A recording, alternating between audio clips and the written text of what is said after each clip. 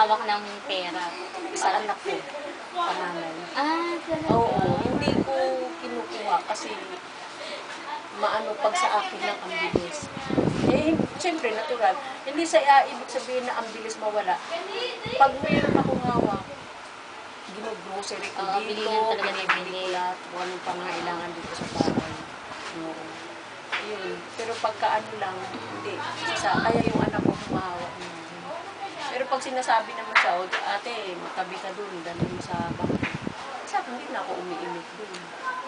Oo. Kasi, ang sa akin, ang mahirap doon, lahat ng sweldo niya, walang patutunguhan.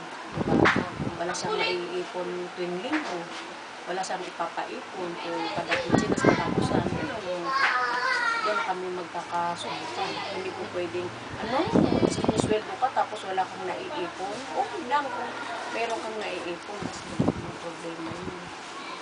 Kaya, okay naman din. Hindi ako masyadong magkikilos kasi nga, mahirap.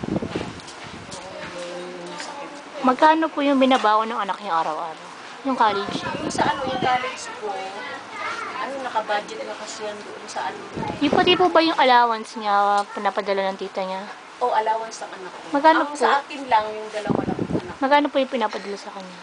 Basta kasama na yung exam doon, halimbawa, exam kada buwan, 5,000. Pag kung magkano palit ng isang lahat. 5,000 po kasama niya na yung yung exam niya doon. sa yung Pamasahin niya. Lahat. 5,000 per month? Oo. Halimbawa, kung 5,200 ang palit, kanya yun. Kasi, Hindi niyo kinukuha? bayad pa siya ng exam, 3,000. Yung natira doon, yun na yung baon ng isang buwan. Hindi na yun siya mangingi na sa amin ng kasama na yung project. Pero lang pagka may mga project, dinadagdagan ng pa. Yung iba niyo pong anak? Ang budget niyan, ang pangalawa ko 20. Yung bunso ko 10, minsan 12. Malapit na lang. Oo, kasi nababaon niya ng kanin. Hindi naman po sila maluho. Hindi naman. Basta walang ibang inaano yan, basta ang sa kanila may pagkain lang. May may pinapay, may Yung panganay niyo po, di ba dalaga na yon? alin, Yung panganay niyo po, dalaga. Oo, dalaga lang. gusto niyo ba ng mga cellphone? Yung mga, di pa nagpapabili sa inyo ng mga cellphone, yung mamaling cellphone? Papa lang hindi. Wala nakikita kasi mga hindi naman sila, pero pagka, ang papa niya ang nagsasabi na, Junabel, gusto mo to? Bakit? Gusto mo bilhin? O sige, gusto mo. Hindi lang. Pero pagka yung talagang sabi nila, gusto ko pa mabili. Hindi sila namimilit na. Kasi, ini-explain ko sa kanila na ganito kailangan magtipid-tipid tayo. Tulad niyan, di ba, tapos sa first year, sabi ko, ate, kung pwede, mag-enroll, subukan natin mag-enroll sa PLD. Kasi, kasi kunti lang tuition, o kahit sa kasi may anak ng kasama ko, nakatapos. Yan, pinili niya talagang GRU siya mag-aaral. Kasi, Di ba mahal po sa GRU? Ha? Mahal po doon. oo, ang first sem doon, nasa 23,000, lang yun, exam lang. Yung First sem? binabayaran lang yun. Buong sem, Kasama- 23,000. Whole sem, oo, 23,000. Hindi pa kasama yung mga libro doon. Yung lang yun, binabayaran yun sa school. Oo. Tapos, ang gusto ko, mag-aaral siya sa PLP. Sa PLP or yung sa mumurahin kasi sabi ko, hindi natin masasabi. Sabi ko, si tita mo ay nasa Japan. Hindi natin masasabi kung yun Hoy! Hindi natin masasabi kasi Japan na apektuhan ng kalamidad. Baka isang araw, biglang uuwi, wala na silang trabaho. So, ano gagawin mo ngayon? Subukan natin pero kaya namin pag-aralin siya. Kaya lang, talaga kasing, kaya namin siyang pag-aralin, kaya lang, sinagot lang talaga ng tita niya. Kasi wala siyang mga pamangkin na interesadong mag-aral na, tita, gusto ko mag-aral. Wala. May mga pamangkin siya. kumbaga pag pinag-aral niya ng nursing, wala pang nursing. First, pre pa din. Oo. Talaga, porsigido. Porsigido yung anak ko mag-aral. Ano yun? Wala pong boyfriend? No boyfriend sa now? Wala lang. Pero akala mo siya, pag nakikita mo, akala mo tomboy. Pero maraming kaibigan niya mga babae. Oo, akala mo lang. Akala lang yung iba na gano'n. Ayaw po yun nandun? Yung naka-brown, yung ex-ano. Ayun siya. Oo. Yun ang, yun ang, pero hindi natin masasabi. Basta ang sa amin, ate, mag-aral kang mabuti. Kasi wala namang wala namang para sa inyo.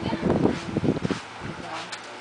Kaya, yun, sabi niya, hindi sila wala akong problema sa kanila kasi hindi naman sila mga maaarte. Maaasahan mo yan dito sa pag-ano. Ako kahit maghapon ako maglakwat sa, basta dito, bahala na kayo maglinis dito. Salamat din ako sa mga anak ko kasi maano din sila. O ngayon, wala tayong pera. Magtiis tayo. Hindi na tayo pwedeng mag-ano. Ano po masasabi mo sa ekonomiya ng Pilipinas? Ngayon, ano ba ito? Ibang nangyari sa atin? Masasabi ko sa ekonomiya. Pero okay naman. Kaya lang, ang doon, bakit ngayon nagtaasan na Natabihin. bilhin? Bakit ganun? Itatanong po natin yan. Tingin niyo po ba, maganda ba yung Dahil pa sa mas dahil si sa Noy No? kahirapan. No, Noy No? Nino? Kung bibigyan kayo makausap si Noy niya, anong pasasabi niyo? Sa kanya. Sasabihin ko, bakit parang lumala yata ang Oo nga. Ba't Lahat parang na- lumala, di ba? Lumala yung sitwasyon. Na, ano ba to pa? Sinubukan ka lang o ano? Ba't siyempre, ang daming yung mayaman, lalong yung mayaman. Yung mahirap, Lalong naging isa na ako doon. Oo. Kasi siyempre, dati-rati, makakapagpasyal kami sa, ngayon hindi na. Kung yung ipapasyal mo, gagastos ka doon. Oo nga. 1,000 sa isang anuan lang. Ibili mo na lang yun ng bigas dito. Makagamit mo pa isang buwan. Di ba? Yung pagkain, ulam. Grabe ang parang lumala yata. Ngayon, Kaysa dati kay Gloria? Kaya Gloria, okay naman din. Kaya lang, siyempre, mga natin noon, okay naman din ngayon sana kay Nonoy kasi naano niya yung mga kurap na tao, di ba? Nabunda niya. Unti-unti nang lumalabas yung mga kurap. Kaya lang, siguro okay sana. Walang hindi nagtataasan ng, basta mas iba ngayon. yung nangyari po sa Japan, na bago ba kayo na mangyari din po yun sa atin? Sa atin, wala namang ibang nasa atin na yun. Kung malakas ang pananampalataya na dasal na lang. Kasi hindi natin masasabi. Ngayon, di ba? Pero yung mangyari sa huwag naman mangyari sa atin dito. Kung kahit saang banda sa Pilipinas, huwag naman kasi maraming tao sa Japan, mayaman yung doon. Tayo naghihirap pa. Oo, naghihirap pa. Yun na lang. Bawat isa sa atin, dasal na lang. Oo, kasi wala na ibang makakatulong ngayon sa panahon ngayon. Kasi marami nang lumalabas ng mga, di ba? Pamangingin na ganito, gano'n. Hindi na ulit. Kaya, tumira ka na sa ganito, matiwasay, makakain ka sa isang bisis, 3 araw. Kasi, parang kumbaga yung mundo natin ngayon, hindi natin masabi, malapit na, diba? Hindi na uso yung magpayaman. Basta maayos kayo, namumuhay ng maliit. Sama-sama. Oo, sama-sama. Kasi yung mga gusto mong umaman, mga material, talagang umaman ka, pero sa isang iglap. Gusto ko, sino bang taong hindi gusto mangarap yung maman, di ba? Kaya lang yun na nga sa panahon marami nang lumalabas ng mga ano. Yun na lang, magdasal na lang tayo. Pero po kahit ganun, masaya kayo. Oo naman. Masaya. Kahit sa ganitong sitwasyon. Kasi ano kung hanggang saan lang ang binigay sa Diyos. Kung hanggang doon ka lang, doon ka lang. Hindi yung gusto mo pipilitin mo yung maman ka na sa pamamagitan ng ibang gawain na talagang gusto mo yung maman na hindi naman ano naman, mali naman yung gagawin mo. Masaya ako, basta mga anak ko nandiyan. Basta ako nga, akala ko nga, ang daming nag-i-expect na akala nila. Kasi napasok ako ng ICU. Pag napasok ka ng ICU, ibig sabihin, nasa ano ka na yung paa mo nasa hukay na. O kasi delikado lahat ng mga na-encounter ko doon sa ICU. Puro na as in na nakakagalaw. Tinutubuan na, may mga host na, may mga kung ano na. Tapos sa ilang araw lang, ilang oras lang, patay na. Ako, ewan ko ba bakit sa ICU na yun, ako lang yung higa, upo. Pag may darating na pasyente, upo ako. Tapos titingnan ko. Nabansagan nga ako doon. Ate, hindi ka naman wala kaya kang sakit kasi parang ususira ka, lahat ng pumapasok, inuusisa mo. Ano, binabantayan mo yung heartbeat nila. Bantayan mo kaya yung heartbeat ko. Oo, ganun mo, diba? Siyempre, ako, nung napasok ako sa ICU, wala akong ibang hinihiling doon na gusto ko pang mabuhay. Kumbaga, siguro, binigyan ako pangalawang buhay dahil kawawa naman. Maliliit kaya. Sana kung may mga trabaho yun. Walang mga trabaho yun. Hindi pa nila, kumbaga, kaya nila, pero kawawa naman sila.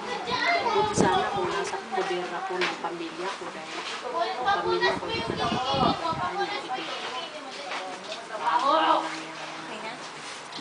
Ano po ang mabibigay yung mensahe? Message? para sa Kasi di ba po, di naman, yung mga taong parang nawawala na ng pag-asa sa buhay, kasi hirap na, yung mga ganun ba? ang maibibigay ko lang mensahe sa mga nawawala na ng pag-asa. Hoy, ako, may papayo ko lang. Huwag kang wala ng pag-asa. Tumayo ka. Kailangan ipakita mo na kaya mo. Kaya mo. Oo, isipin mo na mahirap ka lang. Sa isip mo lang yun, pero pagka sabi mo, kaya ko to. Kaya ko pang mabuhay. Alam sa Pilipinas. Alay natin. Sa mga anak ko. Yun. Magpakatatag. At unang-una, magdasal sa Diyos. Walang ibang makakatulong doon kundi yun lang. Tapos, ako, totoo lang, nung hospital ako, nasa 20-30 na yung heartbeat ko. Oo, ang normal is 100. Kaya takot talaga ako dahil sa pananang gusto ko talaga kung na yung pagalingin mo o Lord dahil marami pang nangangailangan sa ako. Kailangan pa nila ako. Hindi naman sa marami akong kaibigan. Ibalin na. Mayaman ka sa kaibigan. Wala naman akong pera. Kaibigan. Mayaman ako. Yun ang ay mga nawawalan ng pag-asa. Diyos ko, marami tayong magagawang paraan para dyan. Hindi basta, yun lang, pray lang talaga. Kami po yung taga-Arellano University Pasig. Education Department. Third year College. Ayun. So, ito po, course, social Society. for family planning. Family planning. So actually, talaga, ang gusto nga ng asawa ko, gusto pa ako mag-buntis. Wala nga kaming lalaki. Ay, excuse me, sa tanda na natin. Nanay, pwede pa Ngayon naman siguro. Ay, hindi Kailan? na po. Kasi mahirap na, Tama na yung tatlo. Tama na yung tatlo kasi masaya na ako doon. Ayun, kung maghanap siya, sa kanya na. Salamat po Salamat po. Ayan. Okay ba yung interview?